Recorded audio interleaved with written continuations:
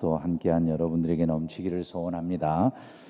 오늘은 세례 학습 또 입교와 유아 세례식이 있는 날입니다. 그래서 오늘 이 세례식에 대해서 그 의미를 같이 생각하면서 은혜를 나누려고 하는데요. 먼저 우리가 세례식의 의의를 말할 때 제일 먼저 지적해야 될 것은 이 세례는 예수님이 제정하신 예식이다. 이걸 우리가 항상 기억을 해야 됩니다. 세례를 행하라고 하신 분은 예수님이시다라고 하는 거죠. 그러므로 너희는 가서 모든 민족을 제자로 삼아 아버지와 아들과 성령의 이름으로 세례를 베풀고, 이거는 우리가 만든 사람이 이게 필요하다 생각해서 만든 제도가 아니라는 거예요. 하나님께서 주께서 친히 이 세례의 제도를 제정하셔서 모든 사람들은 세례를 받아야 된다. 예수 믿는 사람들은 세례를 다 받아야 됩니다. 만약에 어떤 사람이 난 예수 믿지만 굳이 세례를 꼭 받아야 된다고 생각하지 않습니다, 그렇게 말하는 사람이 있다면 그 사람은 나는 예수를 믿지 않고 그 명령도 듣지 않는 사람입니다 라고 말하는 것과 똑같은 그런 표현이 되는 것입니다. 가끔 뭐 선교 활동을 한다, 뭐 여기저기서 주의 일을 한다고 말하는 사람들 가운데에도 세례를 받지 않고 그 사역을 할 수 있다고 생각하는 사람들이 있어요. 그러나 세례를 받지 않는 것 자체가 불순종이에요. 세례를 받지 않는 것 자체가 불순종이에요. 그러므로 그런 태도를 가지고 있는 사람이 하나님의 일을 한다라고 하는 것 자체는 거짓일 수밖에 없다라고 하는 것을 우리가 알아야 됩니다. 그러므로 교인은 반드시 세례를 받아야 된다는 것을 잊지 않기를 주님의 이름으로 축원합니다. 사도행전 2장 37절에서도 보면 3천 명이 회심을 하고 세례를 받았다 이렇게 말씀을 해요. 그 3천 명이 많으니까 세례를 주지 말자 이렇게 하는 게 안 된단 말이죠. 3천 명이 회개했으면 3천 명이 다 세례를 받아야 되는 거예요. 또 이디오피아 여왕 간다게의 국고를 맡은 내시도 회심하니까 세례를 받는 거예요. 높은 지위다, 낮은 지위다 이게 상관이 없어요. 하나님 앞에서는 다 세례를 받는 거예요. 교회 와서 세례를 받는데 나 나이가 먹어서 세례 받기가 힘들어요, 이럴 수도 없는 거고, 나는 지위가 높은 사람인데 앞에 가서 뭐 세례 받겠다고 머리 쭈그리고 앉아 있는 거 그거 별로 마음에 안 들어요, 이것도 있을 수가 없는 얘기예요. 모든 신자는 다 그리스도의 이름으로 세례를 받음으로 말미암아서 그리스도인이라 인정함을 받게 된다. 이 점을 우리가 꼭 기억을 해야 되는 것입니다. 아니 내가 얼마나 대단한 사람이라 세례를 받을 수가 없겠다 이런 식의 말을 한다는 사람이라면 그는 이런 말을 하고 있는 거예요. 나는 예수님보다 잘난 인간이다 이런 말을 하는 거예요. 왜냐하면 예수님도 세례를 받으셨어요. 세례 요한에게 가셔서. 그러니까 만약에 나는 세례를 받지 않아도 되겠다 이런 생각을 가지고 있는 사람이라고 한다면 그들은 아주 교만한 인간이다 이렇게 말을 해야지 정상일 것입니다. 그러므로 우리는 이 세례 받는 것을 마땅히 생각하고 또 세례를 받을 수 있다라고 하는 것은 2000년 전에 주님께서 우리에게 명하신 그 일을 우리가 행하고 있는 거니까 이거 자체가 신비가 아닐 수 없는 거예요. 세례를 받는다고 그건 2000년 전에 예수 그리스도께서 명령하신 그 명령을 지금 2000년 후에 내가 받아서 순종하는 거예요. 그것은 예수님과 우리가 초대교회 성도들과 똑같이 지금도 예수님과 연합되어 있다라고 하는 것을 말해주는 것입니다. 그래서 세례라고 하는 것 자체는 얼마나 신비한 일인지 모르는 거죠. 아니 2000년 전의 예식을 지금 그 말을 믿고 행한다 그 말이죠. 근데 그것에서 바로 믿음 안에서 하나 된다가 나오는 거예요. 성도는 2000년 전 성도나 지금이나 다 믿음 안에서 하나인 것을 믿으시기를 주님의 이름으로 축원합니다. 그래서 믿고 세례를 받는 사람은 구원을 얻을 것이요, 성경이 그렇게 말씀을 했어요. 믿고 세례를 받는 사람들은 다 구원을 얻는다. 여러분 예수 그리스도를 믿음으로 세례를 받고 이 자리에 우리가 함께한 줄로 믿습니다.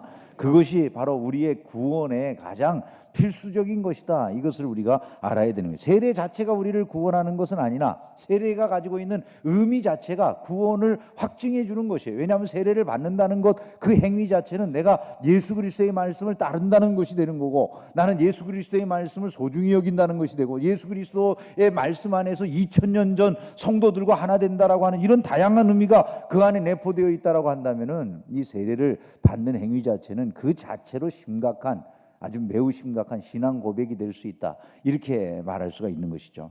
그러므로 여러분들이 오늘 세례를 받는 이 예식을 소중히 여기는 은혜가 있기를 주의 이름으로 축원합니다.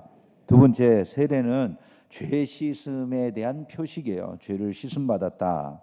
예수님이 우리 삶 가운데 오시고 우리의 죄를 씻어주셨다라고 하는 그런 표식이에요. 이 물이라고 하는 것이 가지고 있는 특징이 씻는 거죠, 그죠? 예전에 여러분들이 아시다시피 제사장들이 하나님 앞에 제사하러 갈 때는 물두멍에서 자기의 모습을 살펴보고 거기에서 씻고 난 다음에야 하나님 앞에 들어가서 제사를 드렸어요. 이런 의식은 하나님 앞에 나아가는 사람들은 죄 씻음을 받아야 된다라고 하는 것을 보여주는 거고, 신앙생활의 첫 출발이 세례로부터 출발하고 있음을 우리에게 말씀하는 것은 하나님 앞에 나아가는 자가 마땅히 죄 씻음을 받는 것으로부터 출발해야 된다, 이걸 보여주는 거죠. 그러니까 신자는 죄 씻음을 받는 의미로서의 세례를 반드시 경험을 해야 되는 것입니다. 일어나 주의 이름을 불러 세례를 받고 너의 죄를 씻으라, 이렇게 말씀했어요. 일어나 주의 이름을 불러 세례를 받고 어떻게 하라고요? 너의 죄를 씻으라, 이렇게 말씀했어요.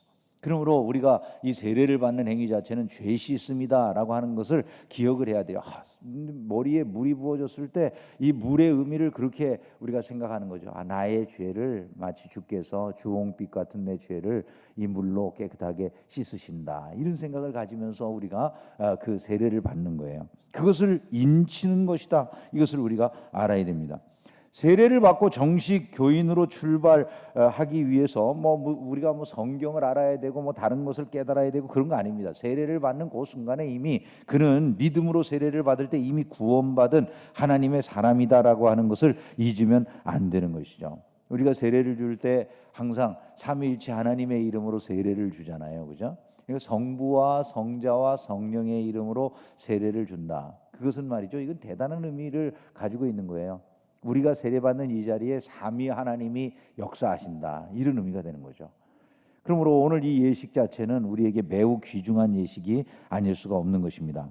저는 여러분들이 이와 같은 예식에서 교회의 일원으로 받아들여지시고 단순하게 교회의 멤버십이 되는 것이 아니라 예수의 피로 값주고 산 의인으로 신분 자체가 바뀐다, 이걸 확신하셔야 된다는 거예요. 천국에 갈 하나님의 백성이 되었다, 이런 국적이 바뀐 것을 알으셔야 된다는 거예요. 나는 이제 공개적으로 모든 성도들 앞에 내가 교인임을 선포했다, 이런 것을 자기 스스로 알아야 된다는 거예요. 예수 믿는다고 선포해놓고 이제 가가지고 뜨뜨름하게 예수 안 믿는 것처럼 이렇게 살아가면 그건 가짜 신앙이나 다른 바가 없는 것이죠. 믿음 안에서 온전하게 여러분을 세우시기를 주님의 이름으로 축원합니다. 나는 포도나무요 너희는 가지라. 그가 내 안에 내가 그 안에 거하면 사람이 열매를 많이 맺나니 나를 떠나서는 너희가 아무것도 할 수 없음이라, 이렇게 말씀했어요. 예수 믿는 사람들은 예수님과 연합되지 않은 상황 속에서 할 수 있는 일이 없어요. 예수님을 믿음으로 나는 모든 것을 사는 거다, 이 사실에 대해서 늘 마음속에 생각을 해야 되는 것입니다. 세례는 믿는 자가 받아야만 의미가 있어요. 만약에 지금 제가 말씀드리는 이런 사실들에 대해서 내가 전혀 믿질 않아요. 그리고 교회에서 세례 받을 수는 있어요. 어떻게 세례를 받을 수가 있을까요? 신앙 고백을 다 가짜로 하면 돼요. 그죠? 전부 다 물어보고 대답하는데 여기서 김원광 목사가 독심술을 해가지고 저거 가짜구나, 이러진 않는단 말이죠, 그죠? 저 사람 다 저 사입이네, 그러고 그러지 않아요. 그냥 입술의 고백을 가지고 우리가 그걸 믿는 거예요. 성도는 자기가 이 입술의 고백을 할 때 매우 조심스럽게 해야 되는 거예요. 내가 이 입술의 고백이 정말 믿음으로 하는 고백일 때만 세례는 의미가 있는 거예요. 그리스도와 연합이 되어지고 그리스도의 백성이 되어지고 그 나라를 상속하는 상속자로서의 신분이 바뀌는 이 모든 것들이 그 순간 믿음 안에서 이루어지는 거지. 만약에 내가 믿지 않는데 세례를 받아 물을 100번을 아니 한 드럼통을 들어부어도 아무 의미가 없어요. 그러나 한 방울의 물을 붓더라도 그가 참으로 믿음으로 세례를 받는 것이라고 한다면 그 물로 충분히 그는 모든 죄의 사함을 받는 것이다, 이것을 잊지 않기를 주님의 이름으로 축원합니다. 그래서 우리는 이 믿음으로 말미암아 깨끗함을 받고 주님의 은혜를 입는 것이기 때문에 세례식을 받기 이전에 사실은 믿음으로 말미암아 깨끗함을 받는 거예요. 진짜 믿지 않으면서 여기까지 왔다, 그게 의미가 없는 것이 되는 거죠. 백날을 노려고 해도 안 되는 것이니까. 여러분들이 지금 세례를 받는 이 자리에서 마음속에 그것부터 생각을 해보셔야 돼요. 나는 정말 예수 그리스도를 나의 구주로 믿고 있는가? 그분들이 세례를 받을 때 그분들이야말로 그리스도의 백성으로 충만한 은혜를 이 세례식을 통해서 누리게 될 줄로 믿습니다. 결혼하는 두 남녀에게 중요한 것은 두 사람이 서로 아내로 남편으로 섬기며 살겠다고 하는 서약입니까? 결혼식 자체입니까, 여러분? 결혼하는 두 남녀에게 중요한 게 두 사람이 서로 나는 아내로 남편으로 당신을 섬기겠습니다라고 서로 서약하고 진실되게 한 사람의 아내가 되겠다, 남편이 되겠다라고 결심하는 그 순간이 중요한 거예요. 결혼식을 올리는 그 순간이 중요한 거예요. 네? 둘 다 중요하긴 하지만 어느 쪽이 더 중요한 거예요. 만약에 나는 이 사람의 진실된 아내가 되기를 원치 않아, 속으로. 그리고 진실된 남편이 되기를 원치 않아. 재산을 노리고 가는 거야. 다 근데 겉으로 고백 다 했어요, 지금. 그러면 그 고백을 백날 해도 그 결혼식을 호화롭게 올린 그 결혼식이 의미가 있습니까, 없습니까? 그 의미가 없습니다. 똑같습니다. 이 세례식도 마찬가지다 그 말이죠. 거짓되게 고백을 하고 식이 올려줬어요. 그 식이 올려줬으나 그 식 자체는 아무런 의미가 없다 그 말이죠. 참다운 의미는 언제 시작이 되는 겁니까? 내가 예수 그리스도를 진실로 믿는 그 순간에 출발이 되는 거고, 그것이 훨씬 더 중요한 가치를 갖는다는 거예요. 예식 이전에 그것이 중요한 가치를 갖는 거예요. 그러므로 여러분들이 예수 그리스도를 잘 믿는 신자들로 먼저 세워지기를 주님의 이름으로 축원합니다. 그래서 오늘 이 자리가 주님의 은혜로 죄 씻음을 받고 새로운 사람으로 완전하게 서는 그런 복된 자리가 돼야 되는 것이죠. 마지막으로 한 가지 더 말씀을 드리면, 세례는 죄 씻음을 눈으로 보는 거예요.